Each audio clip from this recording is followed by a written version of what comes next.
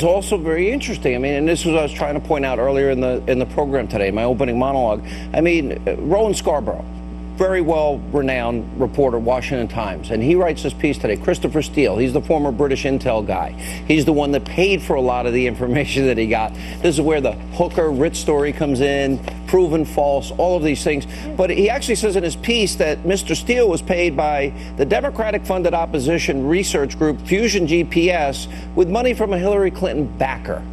So if they're getting information from Russia in that particular case, or you can even add to that the Uranium One deal, she signs off over $100 million kickback to the Clinton Foundation. There's something so fundamentally wrong here in terms of fundamental fairness in the media. And at some point, there seems that there's got to be more pushback, and that these stories have got to also penetrate the consciousness of the American people.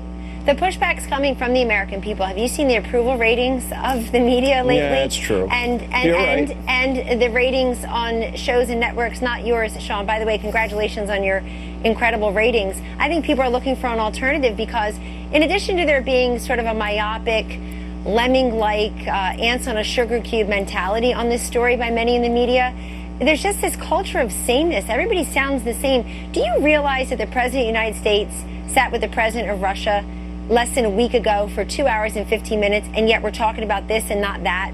Do you realize that you've got people in the media now, between their lower third chyrons and what comes out of their mouth, they talk more about Russia than America? And thank you for talking about America so often. Do you realize that, I mean, basically what come out of this 20-meeting brief, meaningless meeting, same amount of information that comes out of some of these panels where 6 people are nodding their head at each other and discussing the same thing, which is to say zero usable information. So I just want to review, in case you run out of time, this is how I see it so far. This is to help all the people at home.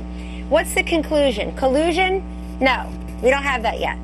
I see illusion and delusion. So just so we're clear, everyone, 4 words: conclusion, collusion, no.